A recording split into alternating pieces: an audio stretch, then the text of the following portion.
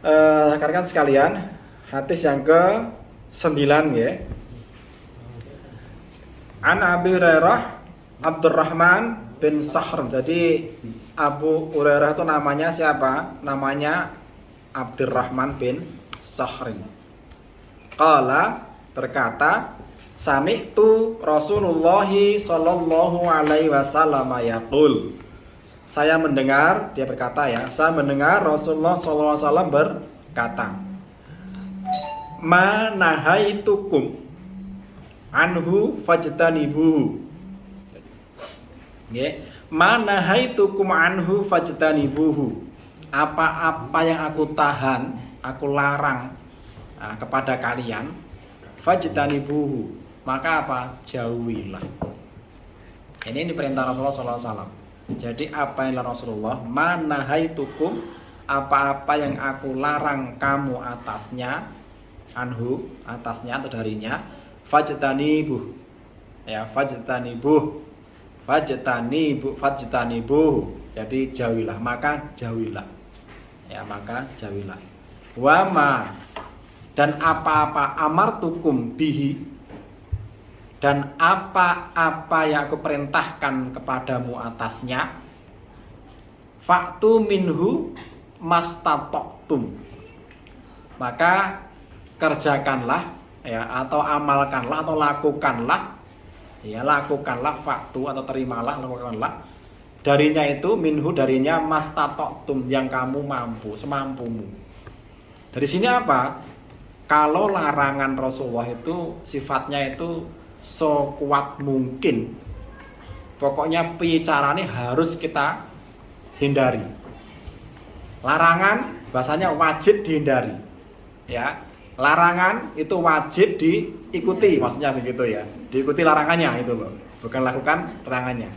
Jadi kalau larangan itu wajib sifatnya, tapi kalau perintah ya, kalau perintah itu apa? Mastatoktum, semampunya. Paham ini ya? Kalau diperintahkan berinfak, semampunya. Tapi kalau jangan zina, wis pokoknya seorang, gitu. Paham ini ya? Kalau larangan, saya ulangi, larangan itu pokoknya orang. Tapi kalau perintah, yo sak kuasane, sak kuwowone, semampunya. Itu nggih. Kita lanjutkan. Upi lagi. Nah. Egois lagi. Fa innama ahlakal ladzina min qablikum. Nah ini. Sesungguhnya binasanya orang-orang sebelum kalian, kasratu masailihim wahtilafuhum ala anbiyaihim.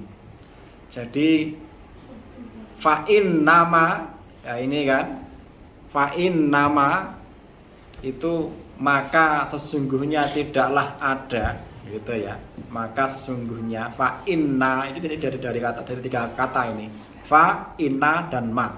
Fa'in nama maka sesungguhnya tidaklah ahlaka hancur atau binasa, alladzina min qablikum, orang-orang sebelum kamu itu, kasratu masailihim, jadi hancurnya orang-orang sebelum kamu itu karena mereka banyak bertanya ya, wahtilafuhum ala anbiyaihim, dan menyelisih mereka itu atas nabi-nabi mereka. Nah begitu. Jadi kalau sebenarnya Allah sudah memberikan syariat ini sempurna, maka kemarin yang tanya ya, kalau sempurna kenapa masih kalah, gitu kan ya toh? Nah itu pertanyaan cerdas itu. Jawabannya ini, gitu lah. Jawabannya adalah ini. Kalau sempurna kenapa masih kalah? Kalau sempurna kenapa masih hancur? Gitu kan? Maka kemarin saya ibaratkan ya, obat itu mujarab, kalau nggak diminum sama saja, kan begitu. Maka hancurnya umat itu karena apa? Mereka banyak bertanya dan menyelisih para nabi. Maka hari ini kalau umat Islam itu kurang kuat, bahasanya begitu ya, umat Islam tertindas dimanapun pasti ada yang tersisih. Nah, kalau masam hancur, kenapa khilafah itu hancur? Karena pasti ada yang menyelisih dari Rasulullah SAW, menyelisih sunnah Rasulullah SAW. Tadi saya sampaikan sunnah itu bukan cuma jenggot, bukan cuma cingkrang ya. Sunnah itu banyak gitu loh. Jadi nang bicara sunnah jenggot, congkrang, poligami, sunnah kuwi dirembuk kan. Angger ngomong sunnah sinten kuwi ya. Jenggoten, cingkrang, poligami ya sitok al sunnah. Padahal sunnah itu banyak sekali. Kita sunnah pribadi seperti itu ya. Padahal sunnah-sunnah jama'i, sunnah-sunnah jama'i itu lebih penting lagi. Kalau sifatnya untuk menguatkan umat, maka sunnah-sunnah jama'i yang mesti dikerjakan. Kalau sunnah pribadi itu menguatkan diri sendiri saja.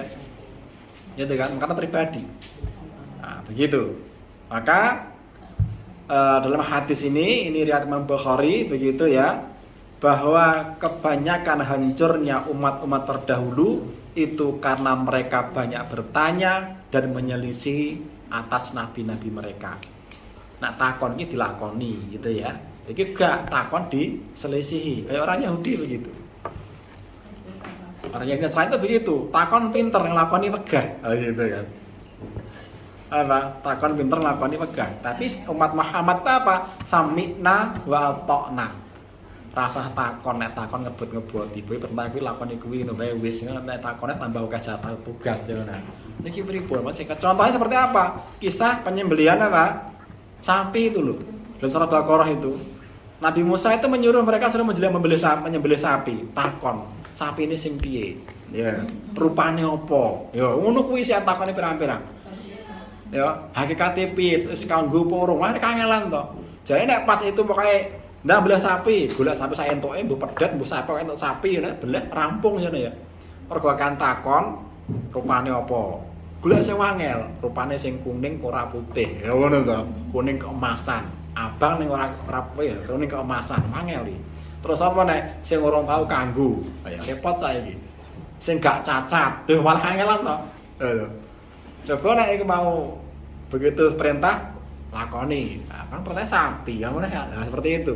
Tapi orang Yahudi itu apa? Bertanya itu niatnya hanya apa? Niatnya ngeles sebenarnya itu. Mau males. Ini malah merugikan diri mereka sendiri. Nah, umat Islam kalau mengikuti para orang-orang sebelumnya ya sama. Dan saya itu apa? Baru bukan baru ya, pokoknya sekarang ini Kenapa dalam Al-Quran itu kebanyakan bercerita tentang Yahudi?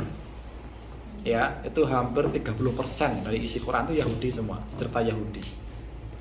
Ya, kan makanya umat wong Islam kok cerita Nabi Nabi Musa kabeh Yahudi kabeh. Kan ternyata apa? Itu seperti halnya sabda Rasulullah SAW, bahwa kalian itu akan mengikuti apa? Orang-orang sebelum kalian tuh sibron bisibrin, dideroin gitu kan. Jadi kamu mengikuti itu apa? Sejengkal, denuk jengkal, sahasta gitu kan. Hatta ilbufil, lubul apa jenenge? Sampai kamu masuk ke dalam lubang biawak pun, bukan biawak ya, lubang dob. Dob itu bukan biawak. Makanya biawak dihukumi sama dob itu agak salah ya, agak salah. Karena kalau dob itu tidak makan bangkai, kalau biawak makan bangkai, maka lain, agak beda. Dob itu kadal gurun, jadi apa kadrun, kadrun.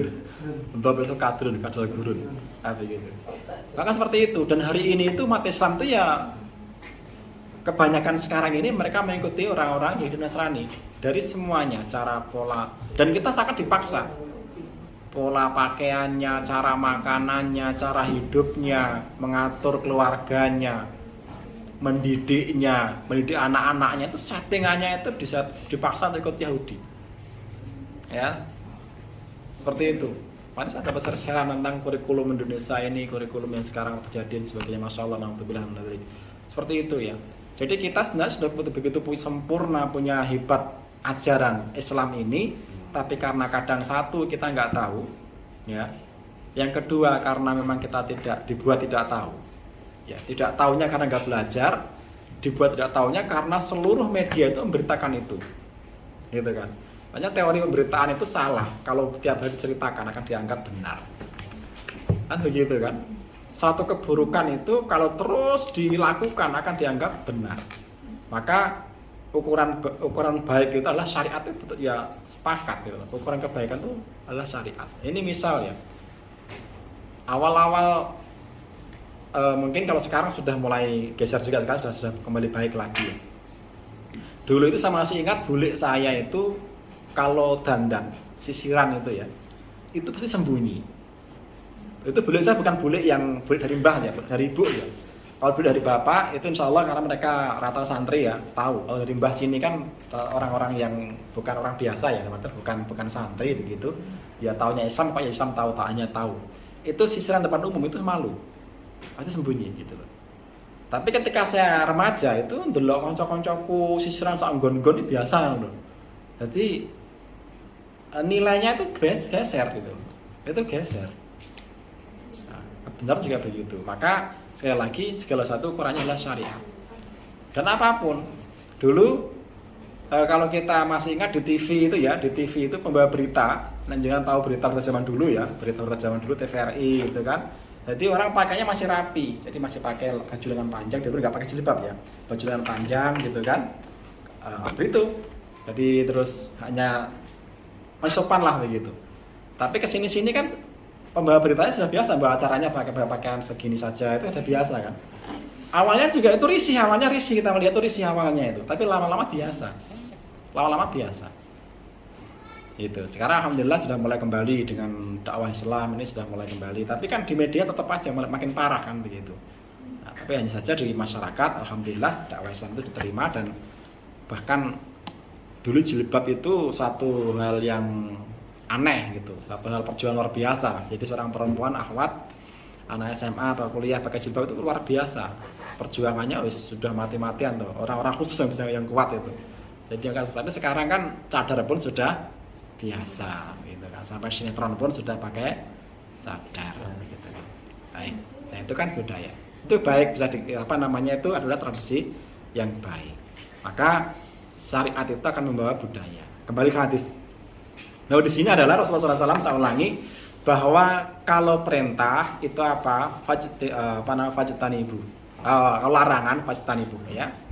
Jadi kalau larangan itu semaksimal mungkin, secepat mungkin, sifatnya wajib ya, itu mandatori ya, begitu ya, mandatori. Tapi kalau perintah itu mastatoktum, jadi semampu kalian. Nah, kemudian dari hadis ini itu pesannya bahwa hancurnya umat-umat terdahulu itu karena banyak bertanya dan menyelisihi para nabi. Itu dari sini ada yang ingin disampaikan, ditanyakan atau hadis dulu. Kalau nggak ada kita lanjutkan hadis berikutnya.